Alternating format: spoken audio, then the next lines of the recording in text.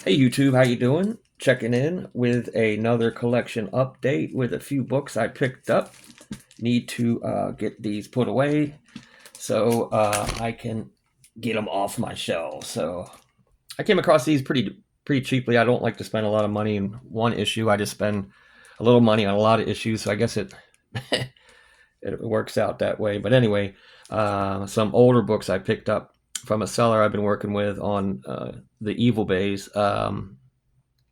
And he has a lot of these kind of cheaper golden age books from Standard Comics. This is 1952, Super Mouse and the Big Cheese.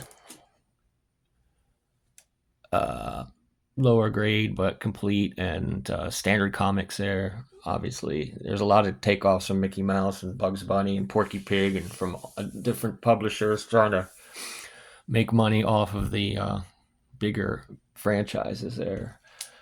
Here's one from 1960. Again, complete. It's Adele, that Do Not Smell. Thanks, hippies. Collectibles for turning me on to that phrase. Another yellow cover. Popeye and his robot twin. I'm trying to pick up these, like these Charles Bureau covers. This one needs work. This is a future project book. Spine is completely split, so there's two covers now. Very brittle. From 1952, Boy number 80. So I'm picking these up whenever I can. Kind of picture frames before picture frames, right? Again, and then with trying to pick this up, I believe these are all. No, here's a few. Like, for example, here's one I picked up that actually I got for a great deal because I find other examples of this book. They're hard to find. It's old Charlton 10 center, not 12 cent, 10 center. Atomic Rabbit. What number is this? From 1955. Number, I forgot. Oh, 9. It's kind of a cool cover. That can use some work. That can use a bath, maybe clean it up, make it pop more. But then picking a lot of these books up too to work on my conservation skills once I get all the necessary materials, which in themselves cost a shit ton of money. But anyway, here's kind of a cool book that has almost a complete non-breaking black color from 1960s. Another Dell, Spike, and Tyke. Cool book there. And the rest of these, no, this one isn't. This was thrown in for free by this guy from 67. This is Weird Top Comics. And they had a number of these with different characters. So that's cool. That would be a cool book to work on as well before I start trying to mess with books worth a lot of money. If I ever get them. But here's a continuing. No, one more. How about this one? This isn't actually Golden Age, but it's 12 center. Ogden Whitney. You gotta love those ACG Ogden Whitney books. Pretty good shape there. Unknown Worlds. I like those. And the rest of these are 4 colors. I'm trying to collect 4 colors, which may never happen before I pass, but I'll try to get as many as I can. Here's a 1136, and I remember this movie from when I was a kid. Jungle Cat, low grade, but in the collection. 4 color 1057, Mickey Mouse album.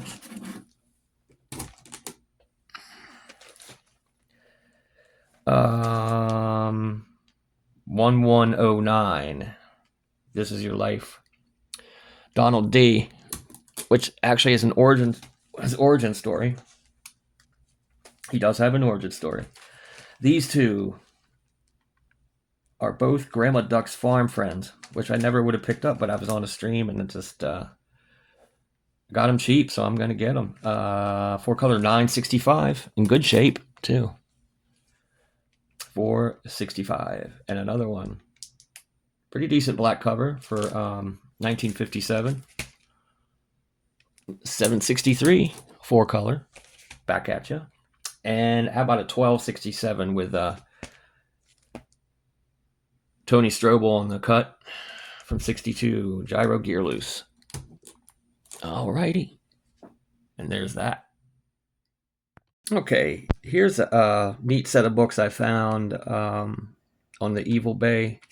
These next four I found as a bundle, and I won it for less than $7. It was $6.50.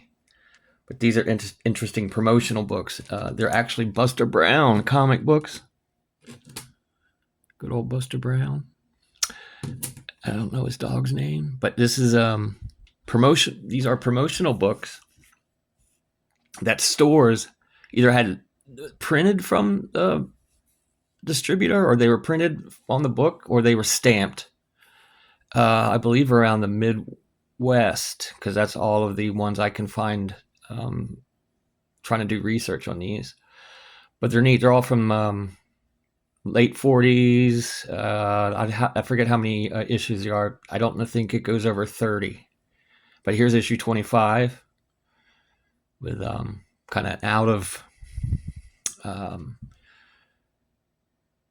the tiger doesn't belong there. There's no way. Like the way you look at it, it just messes with your brain. But it's just an interesting image. They were just trying to promote their books. But then you can see Tune In with Smiling Ed McConnell. I don't know. I guess he was a celebrity. And that was at Gold's of Nebraska, which was a shoe store. And Ed McConnell, and then this cover, number 21, there's Ed McConnell, right? That's also Gold's of Nebraska. They updated their imprint, but that's not an imprint. It was actually printed on the cover in the manufacturing process. And there's good old Ed. They're using him as a sailing vessel. And these characters are in the stories too. I don't know their names. I was flipping through one, and I know they have names, but I don't know them off the top of my head. But interesting cover. And here's another more dramatic, like the first one. Same Gold, another Gold station. Wow, kids listening every Saturday morning, and this is from 1950, 50 even. Yeah, this was the summer of 50. They came out seasonally. But you'll have Golds, and then you'll have maybe like 20 other stores with their imprint on the cover with a good old Smiling Ed. And that's issue 20. And here's like a Indian cover. And this is from the Oviatt Shoe Company in Wyandotte, Kansas City. That must be the road.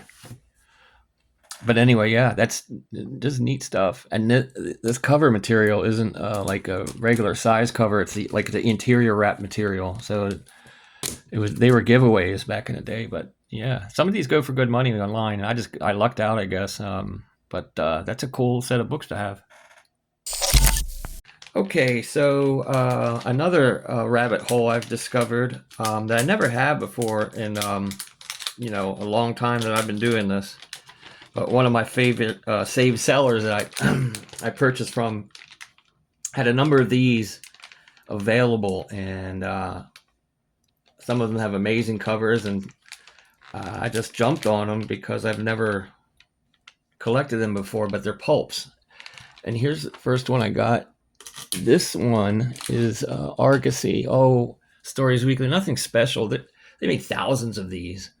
If you go and actually, research what these are, they're just stories and multiple stories within the issue. That is Argosy from June 15th of 1929. And man, did it come nasty.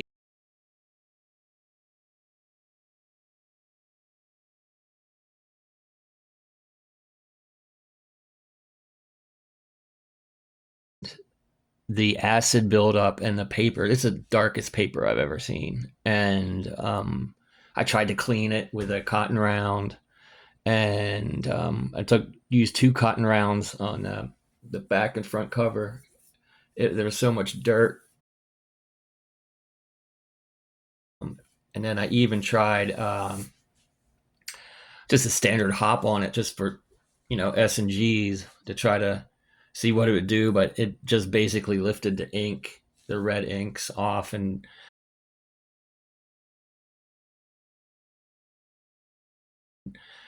that paper is so tough after almost, was it 100 years, 70, 76, 76, 77 years.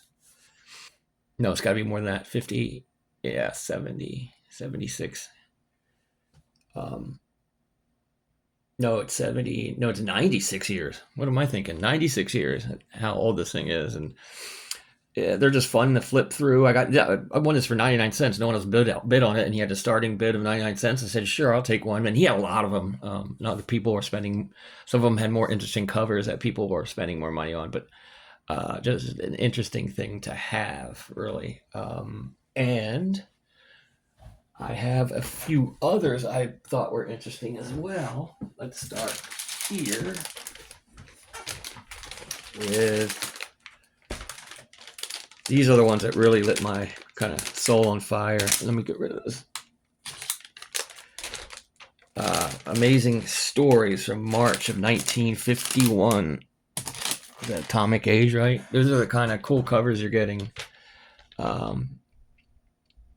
And there's a multiple of different kind of stories in there, but they have like a splash page, and I'll show you here in a minute, before each story, and then they have different like features and departments and things like that. But really interesting to flip through these things. Really cool, and they're just like little kind of, or big kind of literary look backs into a different time for sure. That's Amazing Stories, March of 1951.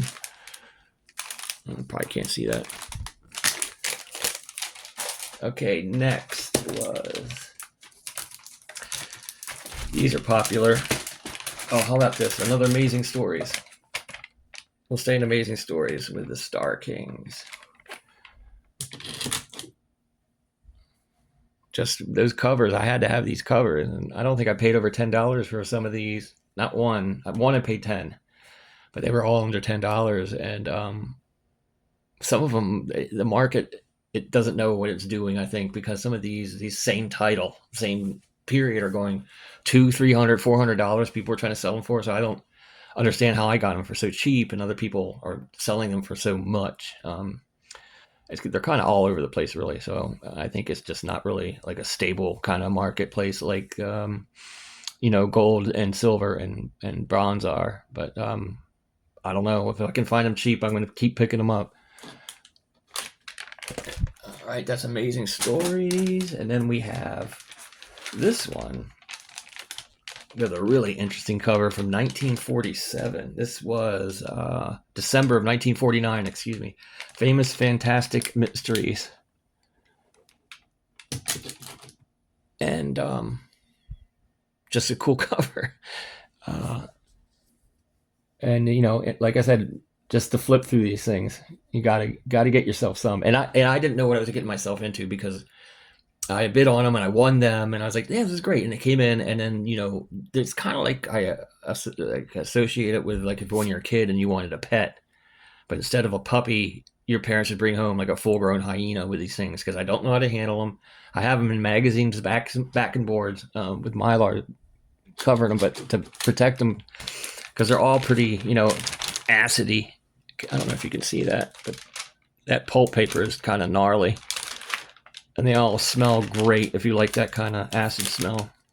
And tannins, I don't know if that contributes, but just really cool. And this has like a repair, but when you open it, it's almost like it's part of the cover. I don't know how they repaired it so seamlessly, because you can't feel like an edge there. I don't know if that's actual cover design, but I don't know. Very cool nonetheless. So happy to have that.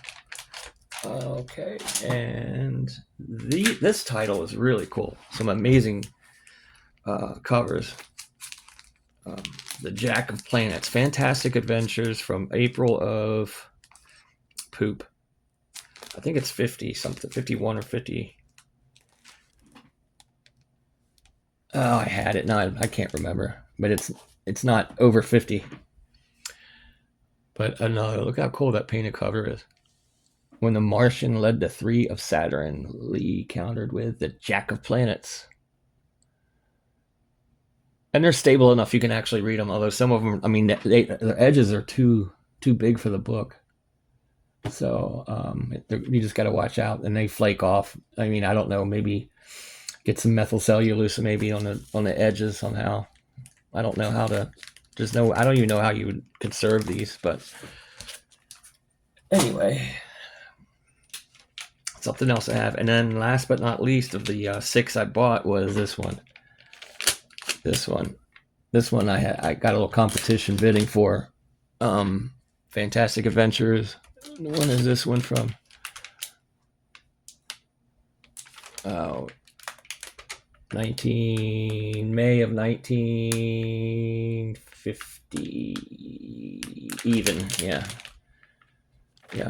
But look at that painted cover with the ape behind her and the sword coming out of the pool in hands. Like, that is such a banger cover. Oh, you have to check this out on the back of the Fantastic Adventure.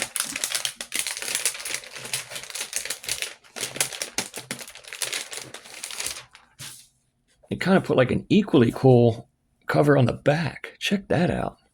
Stories of the Stars.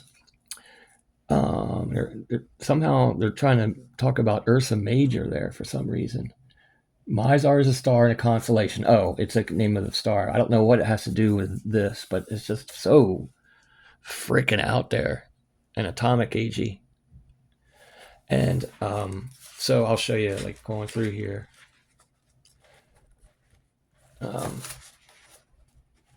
Every feature, one second. Every feature, if you can get to it, it's hard to get these pages open, has like one of these kind of spread splash pages. How cool is that? The land of big blue apples.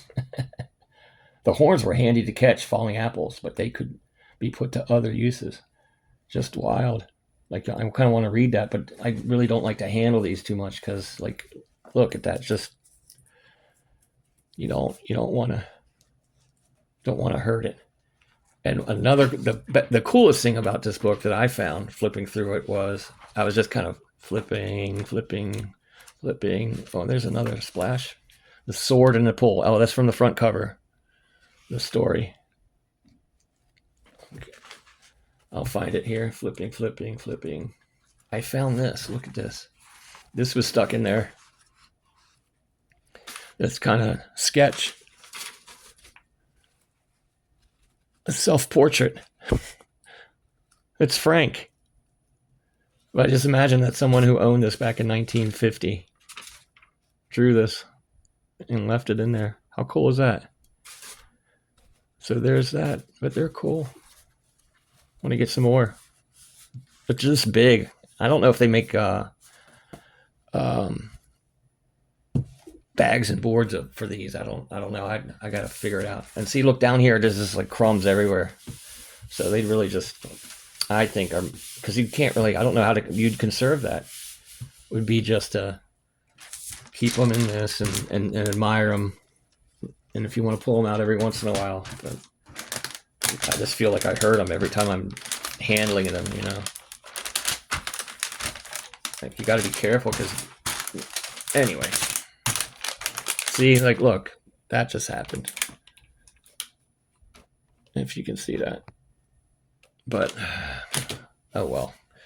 Anyway, Fantastic Adventure and my introduction to Pulps. Kind of neat. I'm going to find some more. I just don't want to break the bank finding them. I'll pick up some cheap ones like I pick up everything else cheap.